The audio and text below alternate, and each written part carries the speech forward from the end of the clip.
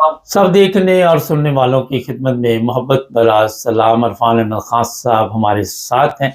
International media نے بھی اس پر بڑے سوالات اٹھائے ہیں اور امریکہ کے وزیر خارجہ، انگلینڈ کے وزیر خارجہ نے بھی پاکستان پہ سوالات کیے. خان صاحب، اتنا بڑا سانحہ گزر گیا اور بتایا جا رہا ہے کہ کوئی اتنی بڑی بات نہیں ہوئی، پاکستان کی میڈیا سے یہ کلوایا جا رہا ہے. کیا کہتے ہیں آپ؟ دیکھیں، یہ تو کوئی نہیں کہا کہ اتنی بڑی بات نہیں ہوئی. پاکستان میڈیا بھی جو ہے وہ پاکستان کے حکام بھی، پاکستان کے عوام بھی اور میڈیا بھی اس پر پریشان ہے کہ اتنا بڑا واقعہ جو ہے وہ غفلت کی وجہ سے ہوا ہے. اس کے اوپر لوگ پریشان ہیں. جو واقعہ ہے اس کی نوعیت بھی مطلب اس قسم کی ہے کہ اس پر افسوس اور حیرت ہوتی ہے.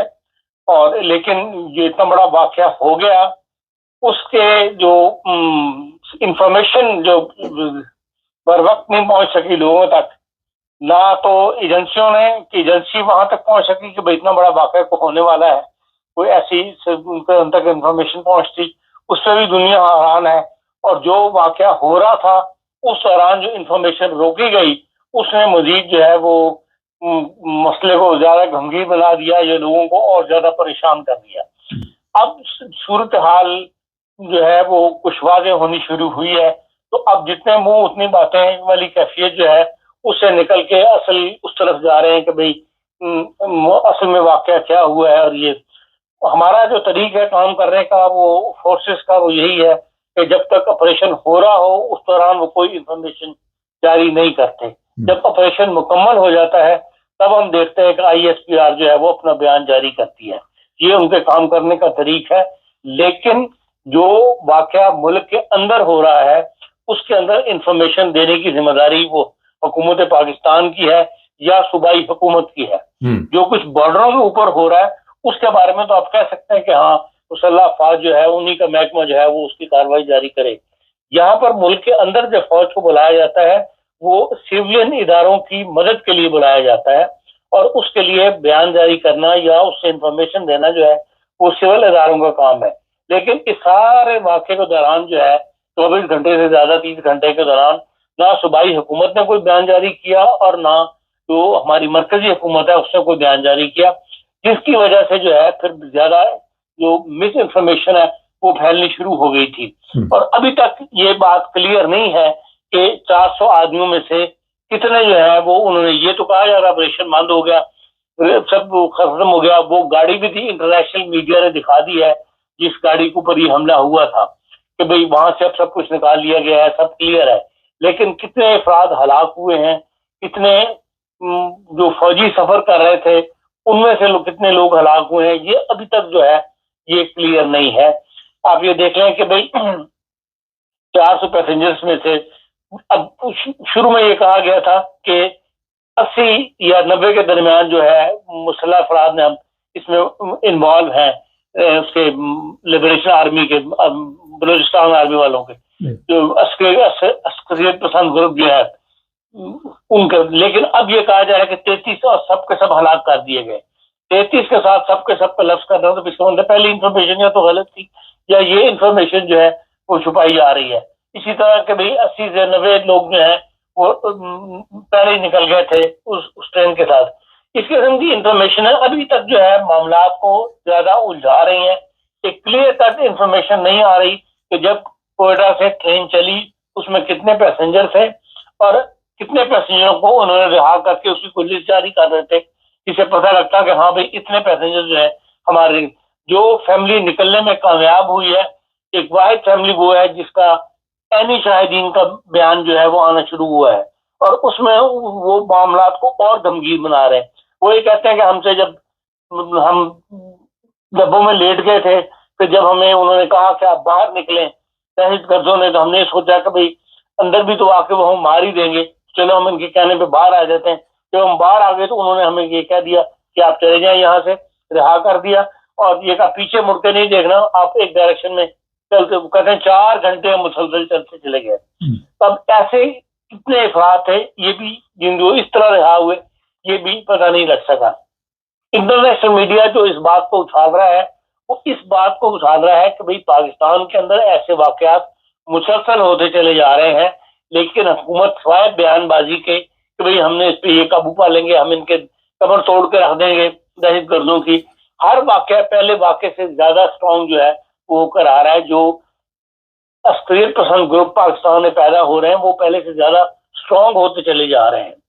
10 اکتوبر 2009 کو جو GHQ گیٹ کے اوپر حملہ ہوا تھا، جس میں 10 بندوں نے حملہ کیا تھا، 22 گھنٹے تک وہ اس کا 22 گھنٹے کے بعد جا کے وہ انہوں نے وہ جو ملازمین یرغمال بنا دیے تھے عسکریت پسندوں نے، ان کو رہا کروانے میں کامیاب ہوئے تھے، جبکہ 10 میں سے 9 جو ہے وہ ہلاک کیے گئے.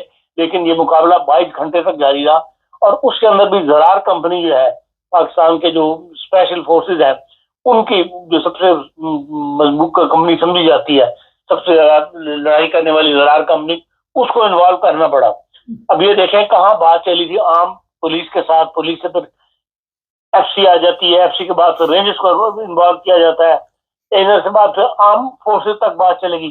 اب عام فورسز سے بڑھ کے جو سب سے بڑا گروپ ہے ہمارا فورسز کا، وہ جو ہے اس کے اندر انوالو ہو گیا ہے. جہاں تک بات ہے بڑھتے چلی جا رہی ہے، مطلب عام جو ہماری فورسز ہیں ان کے اختیار سے باہر نکلتی چلی جا رہی ہے عسکری پسندوں کی کارروائیاں. پھر 2014 میں آرمی پبلک اسکول کے اوپر بھی حملہ ہوا، اس میں 50 سے زیادہ آدمی ہلاک ہوئے. اس وقت بھی یہی گفتگو کی گئی، یہی بیان بازی تھی، ہم قبر توڑ دیں گے، یہ کر دیں گے. اس کا پھر اس دن کو منایا بھی گیا باقاعدہ، اس وقت بھی بڑی تقریریں کی گئی.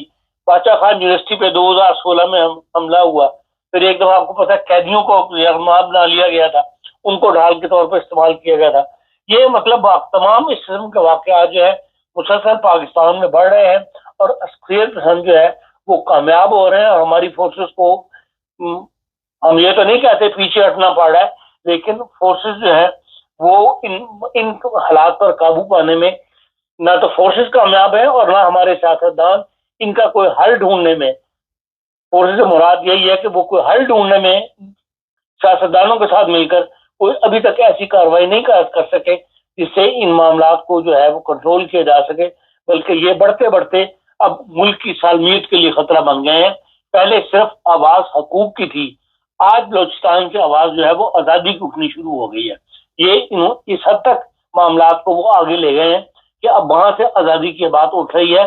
یہی صورتحال اس وقت جو وزیرستان کے علاقے میں موجود ہے، وہاں جو علی وزیر اور مزدور پشتین کی جو تحریک ہے وہ ابھی بھی حقوق تک محدود ہے. لیکن اگر یہی حالات جاری رہے اور ان کو ان سے سپورٹ ملتی رہی تو وہ بھی کل کو اپنے حقوق سے بڑھ کر آزادی کی بات کر سکتے ہیں. اس لیے ان حالات کو روکنا، ان پر قابو پانا، یہ جو بھی سیاستدان اس وقت پاکستان میں حکومت کر رہے ہیں یا موجود ہیں سیاست کے اندر، پاکستان کی سیاست میں، ایڈمنسٹریشن کے اندر، ان کو سر جوڑ کر اس کا حل نکالنا چاہیے. نہیں تو یہ حقوق کی بات جو ہے یہ پھر آزادی میں بدلتی ہوئی نظر آ رہی ہے. خان صاحب، آپ سمجھتے ہیں کہ یہ سیاستدان جنہوں نے اس کا حل ڈھونڈنا ہے، انہوں نے تو یہ سارا کچھ جو کچھ آج تک ہوا یہی بتایا گیا کہ سب ہم اچھا کر رہے ہیں، ہم تو ملک کی ترقی کے لیے سوتے نہیں ہیں، 24 گھنٹے کام کر رہے ہیں.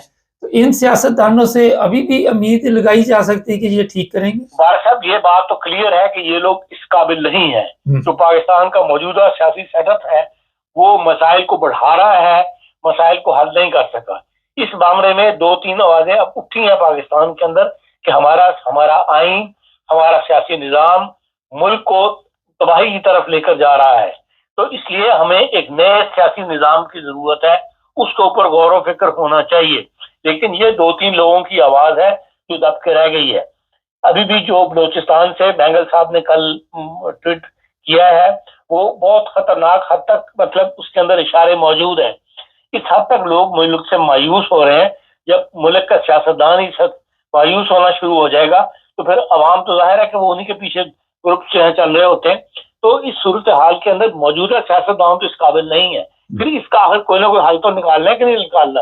اس کے لیے یا تو قومی حکومت بنائی جائے یا کوئی جو دانشورانہ جو ہے ان کو سر جوڑ کے بیٹھا جائے اور ایک نیا سیٹ اپ سیاسی نظام جو ہے اس کو بدلنے کی کوشش کی جائے، اور وہ سیاسی نظام جو ہے وہ اگر مذہب کی بنیاد پر ہی رکھا جائے گا تو پھر یہی صورتحال جو ہے، ایسی صورتحال ملک کو سب فیس کرنی پڑے گی.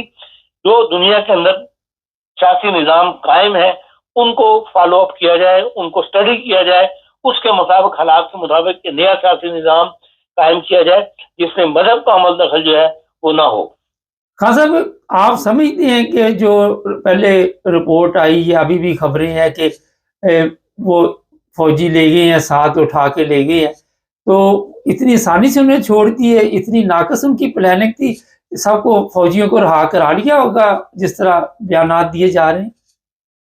دیکھیں، ابھی تک انٹرنیشنل میڈیا اس پر سوال اٹھا رہے ہیں. ابھی بھی وہ کہتے ہیں 80-90 آدمی جو ہیں وہ ان کی تحویل میں ہیں جو ہمارے فوج کے. لیکن یہ انٹرنیشنل میڈیا کا سورس کیا ہے؟ دیکھیں نا، یہ آیا یہ کیا سرائی پر مبنی ہے، یہاں وہاں کے لوگوں سے انہوں نے کچھ پوچھا ہے، اس لیے ابھی تک معاملات 100% کلیئر نہیں ہے کہ وہاں کیا ہوا ہے اور کیا کچھ ان چھڑانے میں کامیاب ہوئے ہیں. یہ خبر بھی آئی تھی کہ 80-90 تابوت جو ہیں وہ وہاں سے روانہ کیے گئے ہیں.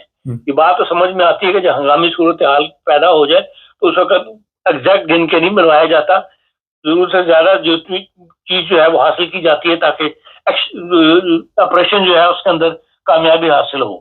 لیکن یہ سوال اپنی جگہ موجود ہے انٹرنیشنل میڈیا پر بھی کہ جو فوجی وہاں سے چلے تھے، جو ISPR یہ تو کہتا ہے کہ 21 سویلین ہلاک ہوئے ہیں اور 4 ہمارے ایف سی کے بندے ہلاک ہوئے ہیں، لیکن فوجی کتنے ہلاک ہوئے ہیں یہ انہوں نے نہیں بتایا. اور اس ٹرین کے اندر مین حملہ جو کیا گیا وہ یہی، اس پر سب متفق ہے کہ یہ فوجی وہاں پر ٹریول کر رہے تھے، ان کی وجہ سے یہ پلاننگ کی گئی ہے ان پہ قبضہ کرنے کے لیے. اور سیوی پسند گروپ نے عام سیویلین کو چھوڑ دیا ہے اور انہیں کو جو ہے وہ اس وقت اپنے قبضے میں لے لیا تھا یا ان کو یرغمال بنا لیا تھا. اب اس میں سے کتنے یرغمالی رہا کر دیے ہیں یہ اس پہ ISPR کا بھی بیان جو ہے وہ واضح نہیں ہے. خان صاحب، ISPR پہ کتنا اعتماد کرتی ہے ہماری جو عوام ہے؟ جو بھی وہ آ کے بیان دیتے ہیں، آپ سمجھتے ہیں کہ ISPR کی بات درست ہوتی ہے عوام کے بقول؟ دیکھیں، جو آپریشن کے واقعات ہوتے ہیں نا وہ وہاں تک تو بات درست ہوتی ہے، لیکن نقصان کے معاملے میں لوگوں کو شک ہی ہوتا ہے کیا ہے یہ بات صحیح کر رہے ہیں یا نہیں کر رہے. لیکن جو آپریشن آرمی کرتی ہے اس کے معاملے میں انفارمیشن جو ہے وہ کہا یہی جاتا ہے کہ ہاں وہ قابل اعتماد مطلب ہے، لیکن بہرحال اپنی بات وہ اپنا نقصان بتانے میں تھوڑا سا کنجوسی سے کام لیتے ہیں. اچھا، یہ انٹرنیشنل جو میڈیا ہے یہ بھی خبر ہے کہ یہ جو افغانستان سے پتہ چلا کہ وہاں پہ رابطے ہوئے ہیں تو امریکہ نے مدد کی اس میں، پاکستان کے پاس کچھ ایسا سسٹم نہیں تھا وہاں پہ. آپ کیا سمجھتے ہیں کہ وہاں پہ امریکہ نے مدد کی ہوگی ان کی؟ دیکھیں، انفارمیشن کی جہاں تک بات ہوتی ہے اس معاملے میں ایک دوسرے کے ساتھ تعاون تو کیا جاتا ہے، اس میں کوئی بعید نہیں کہ امریکہ نے مدد کی ہو، یہ ممکن ہے. لیکن بات یہ ہے کہ اب وہاں پر جو ٹینشن چل رہی ہے اس کو حل کرنے میں کوئی طاقت یا کوئی نیا نیشن جو ہے وہ نہ ہو. ابھی تک دیکھ لیں 14-15 دن ہو گئے، وہ بارڈر پہ جرگہ پہ آتا ہے واپس چلا جاتا ہے، ابھی تک پاکستان اور جرگے کی ملاقات نہیں ہو سکی. کل بھی جرگہ جو ہے وہ بغیر گفتگو کے واپس افغانستان چلا گیا ہوا ہے. اس میں کیا رکاوٹ ہے؟ کون اس بات کو کامیاب نہیں ہونے دے رہا؟ یہ سارے معاملہ ان سے حالات مزید بگڑ رہے ہیں، حالات قابو سے باہر ہو رہے ہیں.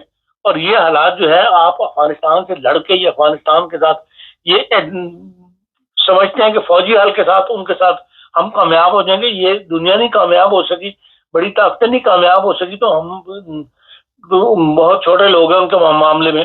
لیکن یہ ہے کہ بھئی ان معاملات کو کہیں نہ کہیں پہ حل کرنا چاہیے. کوئی نہ کوئی طاقت، کوئی نہ کوئی جرگے کے لوگ یا اس علاقے کے پشتون یا جو بھی افغان پاکستان کے ساتھ ہمدردی رکھنے والے لوگ موجود ہیں ان لوگوں کو انوالو کرنا چاہیے. چاہے اس کے لیے میں سمجھتا ہوں باچا خان سے مدد لینی پڑے، کی پارٹی سے مدد لینی پڑے، اس وقت لے کے اس کا حل کوئی نہ کوئی نکلنا چاہیے. اس کو مزید خطرناک صورتحال میں داخل ہونے سے بچانا چاہیے. ہاں صاحب، آپ دیکھ رہے ہیں کہ آنے والے دنوں میں جس طرح حالات بنے ہوئے ہیں کوئی بنگلہ دیش والا دوبارہ کوئی ماڈل سامنے آ جائے؟ دیکھیں، آواز تو اٹھ گئی ہے نا. آپ اس کی جو مینگل صاحب کی کل کا ٹویٹ ہے اس کو ذرا غور سے پڑھیں، اس کے اندر بڑا میسج ہے. اور مینگل کے پاس مینگل اس وقت بڑے قبیلوں میں مینگل ہی رہ گیا ہے. بگٹی کو تو آپ نے ایسے ہی اس وقت اس طرح پیس کے رکھا ہوا ہے. تو جب یہ آواز بڑھے گی تو اس کے لیے جتنے بھی چھوٹے قبائل ہیں وہ سب مینگل کا ساتھ دیں گے. اس بات کو یاد رکھیں. اس لیے ان معاملات کی طرف سیریسلی جو بھی حکومت پاکستان کے اندر موجود ہے، جو اس وقت سرکار کو چلا رہے ہیں، انہیں اس کے اوپر غور کرنا چاہیے اور ان معاملات کا حل تلاش کرنا چاہیے. نہیں تو حالات بنگلہ دیش کا جو آواز اٹھ گئی ہے، اب اس کو دبانا جو ہے وہ ایسے بڑے بڑے واقعات اگر ہونے شروع ہو گئے جیسا کہ جعفر ایکسپریس کے ساتھ ہو گیا یا ماضی میں 2-4 واقعات جو پہلے ہوئے ہیں، اگر یہ بڑھ گئے تو پھر وہ آواز خود بخود اپنی طاقت پکڑ جائے گی. ہاں صاحب، مذہبی آپ نے بات کی کہ اس طرح لوگوں کو کنٹرول کرنا چاہیے. وہاں پہ تو باقاعدہ دھمکیاں دی جاتی ہیں. مذہبی جو رہنما اپنے آپ کو سمجھتے ہیں، ہماری نظر میں تو وہ مذہبی رہنما نہیں ہے، اور وہ تو فتنہ فساد پھیلانے کے لیے گورنمنٹ کو کہتے ہیں اگر آپ نے یہ کام نہ کیا تو ہم خود یہ کام کر لیں گے. ابھی رات بریکنگ نیوز ہم نے بھی دی تھی، اکھاڑا میں احمدیہ مسجد ہے، اس پر جی ہم حملہ کریں گے اگر گورنمنٹ نے کچھ نہ کیا. اور کچھ ویڈیوز میرے پاس ایسی موجود ہیں کہ وہ پولیس کی بات ہی نہیں سن رہے. وہ کہتے ہیں پولیس کی کیا حیثیت ہے. تو جب وہاں پہ نہ پولیس کی حیثیت ہے، نہ فوج کی حیثیت ہے، نہ داروں کی حیثیت ہے، تو مذہبی لوگ جو ہیں ان پر آپ کیسے کنٹرول کر سکتے ہیں؟ دیکھیں، اس حد تک حالات یقین خراب ہو چکے ہیں پنجاب کے اندر کہ تحریک لبیک والے پولیس کو یا سرکار کے لوگوں کو کوئی اہمیت نہیں دیتے. ان کے لیے کوئی قانون نافذ کرنے والا ادارہ، کوئی قانون کا محافظ جو ہے اس کی کوئی اہمیت نہیں ہے.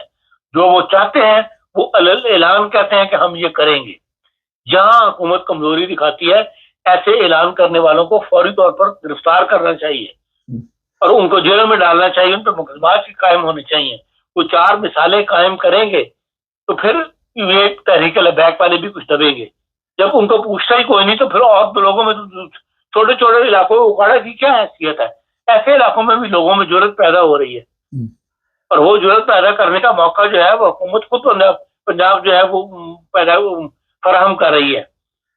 اس لیے ان مذہبی تنظیموں کو لگام ڈالنا جو ہے، یہ مذہبی تنظیمیں ہمیشہ اس وقت سر اٹھاتی ہیں جب بارڈروں کے اوپر آپ دیکھتے ہیں کہ اس قسم کے بڑے واقعات ہونے شروع ہو جاتے ہیں.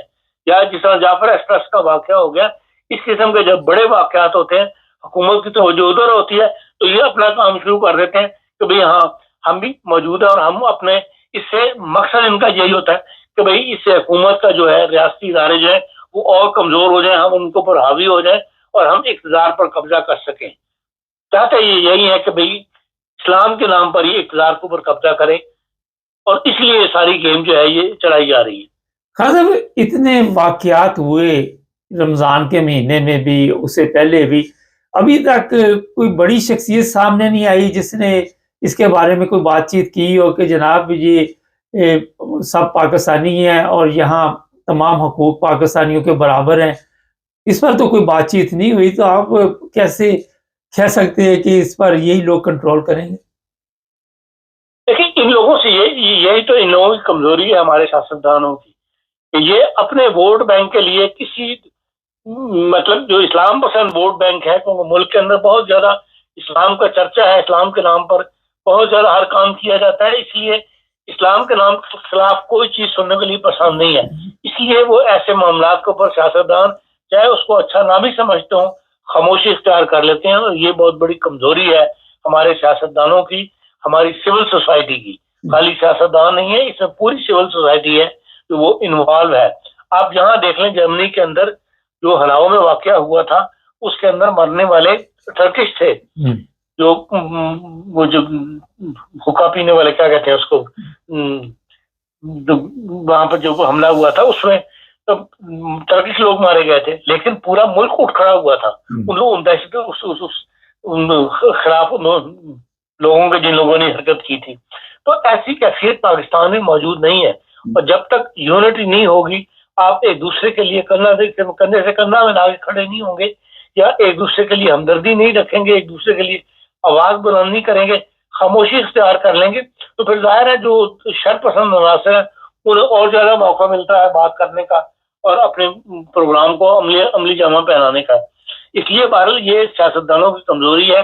ہر وہ معاملہ چاہے وہ احمدی ہو, چاہے وہ شیعہ ہو, چاہے وہ اسماعیلی ہو, جب بھی کسی کے ساتھ زیادتی ہو رہی ہے اس کی آواز جو ہے وہ صوبائی اسمبلیوں کے فلور پر بھی بلند ہونی چاہیے, نیشنل اسمبلی کے فلور پر بھی بلند ہونی چاہیے, اور ایسی کارروائیاں کرنے والوں کے خلاف سیاستدانوں کو بولنا چاہیے, ان کے خلاف قانون حرکت میں آنا چاہیے.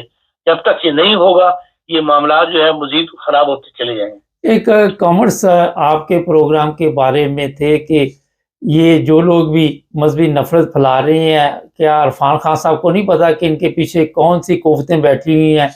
اور اس نے اشارہ بھی کیا تھا. تو خان صاحب تو بہت بڑے صحافی ہیں, تو ان کو تو پتہ ہونا چاہیے کہ کون یہ سب کچھ کروا رہا ہے. خان صاحب دیکھیں, پاکستان کو مذہبی قوتوں کو لوگ استعمال کرتے ہیں, سیاستدان بھی استعمال کرتے ہیں, ملٹری اسٹیبلشمنٹ بھی کرتی ہے, اور یہ لوگ استعمال ہوتے ہیں اپنے اس کے لیے. جی بہت شکریہ خان صاحب. لیکن سوری جی کچھ کہہ رہے ہیں؟ بات یہ ہے کہ اگر باتیں کھل کے کی جائیں تو پھر وہ کمیونٹی جو ہے, وہ مقامی لوگ جو ہیں وہ اثر انداز متاثر ہوتے ہیں. جی اس لیے بعض ہدایات ہمیں ایسی بھی ہوتی ہیں کہ جہاں مصلحتاً کھل کر نام نہیں لیا جا سکتا. جی یہ نہیں کہ لوگوں کو نہیں پتا, ہر آدمی کو پتا ہے کہ پاکستان کے مولوی کے پیچھے کس کا ہاتھ ہے, جو کون یہ کام کرواتا ہے. لیکن بعض مصلحتوں کے تحت, تاکہ جو چار لوگ وہاں موجود ہیں ان کو اوپر مزید زندگی تنگ نہ کی جائے, بعض لوگوں کے یا بعض سوسائٹیز کے نام نہیں لیے جاتے. جی بہت شکریہ خان صاحب.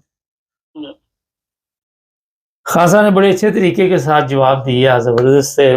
پرابلم یہی ہے کہ اب یورپ تو ہے نہیں کہ آپ کھل کر ہر بات بتائیں اور عوام کے سامنے لے کے آئیں, اور ہمارے تو وہاں اس طرح کے حالات بنے ہوئے ہیں. اگر کوئی ایسی بات بھی کر دی جائے تو فوری طور پر پتہ ہوتا ہے کہ یہ بات سچ کر رہا ہے, اور یہی اس کے گلے پڑ جاتی ہے. ہمارے چینل کو سبسکرائب کریں, جڑے رہیں ہمارے ساتھ تاکہ اور بھی پروگرام